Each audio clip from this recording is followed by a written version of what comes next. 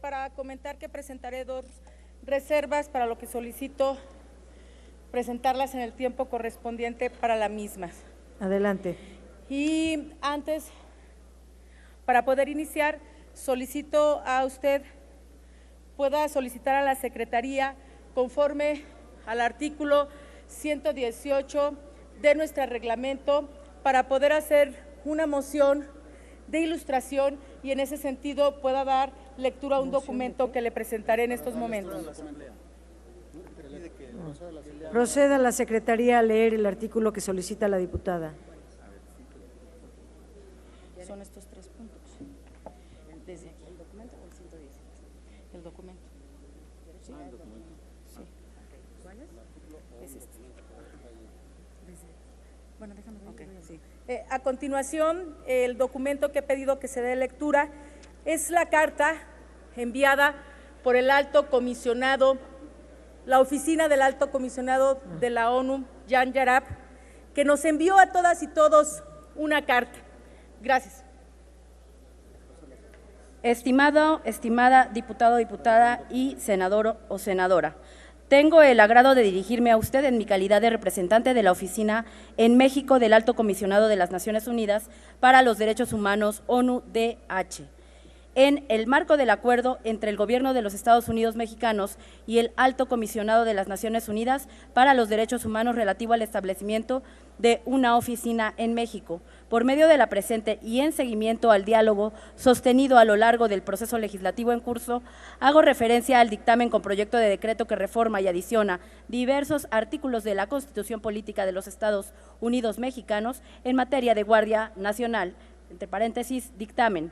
Luego de una revisión preliminar del dictamen modificado, la ONU-DH desea saludar los cambios positivos albergados en materia del uso de la fuerza, registro de detenciones y esquema de fortalecimiento de los cuerpos policiales. Sin embargo, la ONU-DH mantiene preocupaciones generales expresadas en las anteriores comunicaciones del 21 de noviembre y del 19 de diciembre de 2018, así como en las audiencias convocadas por la Comisión de Puntos Constitucionales y Junta de Coordinación Política de la Cámara de Diputados.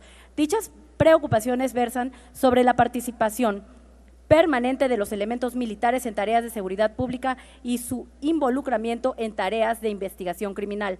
Para la ONU, el dictamen que se somete a consideración del Congreso de la Unión es particularmente preocupante por los siguientes 3 componentes.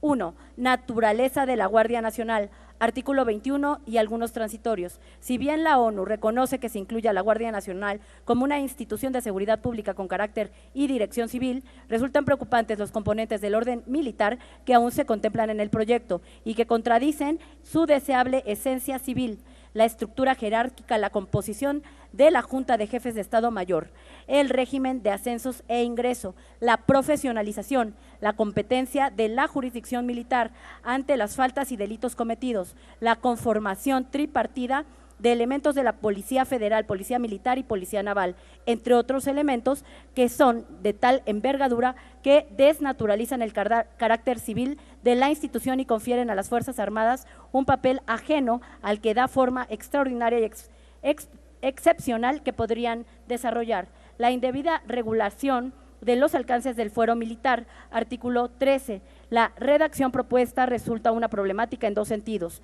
Primero, amplía los alcances de la jurisdicción militar para conocer de las faltas y delitos cometidos por integrantes de una corporación que se define como civil. Lo anterior trastoca el carácter excepcional y restringido de la jurisdicción militar. Segundo, circunscribe la competencia de autoridades civiles para investigar y sancionar los delitos cometidos por integrantes de la Guardia Nacional, cuando estos son cometidos en el ejercicio de las funciones. De acuerdo con dicha propuesta, se entendería que si los integrantes de la Guardia Nacional cometen delitos cuando no están en ejercicio de sus funciones, dichos delitos serían investigados y juzgados por autoridades militares. Tercero, puesta a disposición de las personas privadas de la libertad, artículo 16. La redacción propuesta abre la puerta a la privación de la libertad de personas civiles a instalaciones militares. La puesta a disposición es un concepto jurídico y formal, independiente a la privación de la libertad como hecho material. Al ser la privación de la libertad y puesta a disposición a conceptos diferentes con la redacción propuesta, se podría legitimar una apuesta de un momento de privación de la libertad en instalaciones militares. Por tanto, la ONU reitera su recomendación para que se ajuste lo dispuesto en el dictamen, para establecer que toda persona civil que sea detenida debe ser trasladada y privada de su libertad solo en instalaciones civiles. La ONU alienta respetuosamente al Congreso de la Unión a reconsiderar los contenidos del dictamen a la luz de las obligaciones internacionales del Estado mexicano en materia de derechos humanos. La ONU reitera su plena disponibilidad para brindar asesoría y cooperación técnica que precise al honorable Congreso de la Unión dentro del marco del más amplio respeto a los procedimientos parlamentarios. Sin otro particular, aprovecho la ocasión para reiterar a ustedes las seguridades de mi más alta consideración. Jan Yarab, representante en México de la Alta Comisionada de las Naciones Unidas para los Derechos Humanos. Muchas gracias. Como ven, y aunque algunos expresen que no debemos de aceptar opiniones de extranjeros, se les olvida que México forma parte de distintos convenios y que estamos obligados a cumplir nuestro marco convencional. Lo que acaba de leer amablemente la secretaria es una carta que fue dirigida el día de hoy, 16 de enero, que llegó a la presidencia y a la mesa directiva y que nos llegó a cada uno y a cada una de las diputadas de esta soberanía y que, como ven, hacen distintas recomendaciones y que en el caso que me ocupa en mi reserva, lo que tiene que ver de manera particular con el artículo 21 y algunos transitorios, y que también habla aquí de lo que significaría aprobar el artículo 13 y de lo que significaría aprobar el artículo 16. Y lo que no hacemos caso es en donde se nos menciona particularmente el artículo 21, que hay mucha preocupación por parte de la ONU en que se incluya a la Guardia Nacional como una institución de seguridad pública, de carácter y dirección civil, que resultan preocupantes los componentes del orden militar que aún se contemplan en el proyecto y que contradicen su deseable esencia civil, como aquí tanto se ha mencionado. Por eso nosotros consideramos que es un engaño, que es una simulación, porque al final de cuentas, en esencia y en su naturaleza, la Guardia Civil seguirá siendo militar.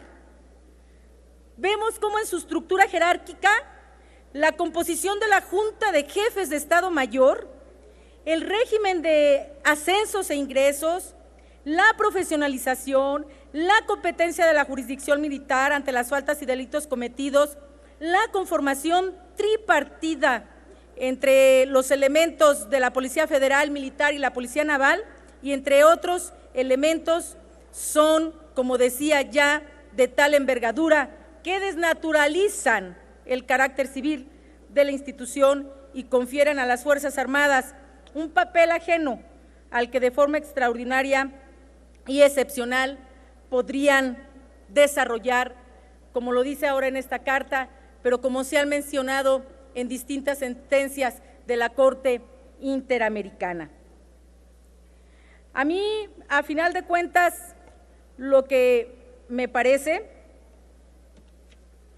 es que no se quiere aceptar de manera tácita lo que está ocurriendo y que vienen aquí a decirnos que administrativamente estará a cargo de la Secretaría de Seguridad y que también tendría influencia, pero luego vemos que en el mismo artículo se habla que solo se hará cargo la Secretaría de Seguridad Pública de formular solamente el Programa Nacional en la materia, así como los respectivos programas operativos. Pero a la Defensa Nacional se menciona que ésta dispondrá lo necesario para que la estructura jerárquica, disciplina, régimen de servicios, ascensos, prestaciones, ingreso, educación, capacitación, profesionalización y el cumplimiento de las responsabilidades y tareas de la Guardia Nacional estén homologados a lo que se aplica en el ámbito de la fuerza permanente. Por otra parte, me parece, y coincidimos ahí en estos artículos también, con lo que haya también coincidido el movimiento Seguridad sin Guerra, que por cierto el día de hoy han hecho una publicación que se encuentra en todas las redes, en donde les piden al partido Morena, a sus integrantes y a todos aquellos que votaron a favor, que por favor no los invoquen, que no los usen para tratar de legitimar este dictamen. Pueden leerlo en Twitter o pueden leerlo en cualquier red social en donde están, porque para ellos las audiencias fueron una simulación al no retomar las propuestas que ellos aquí presentaron. Es cuanto, presidente.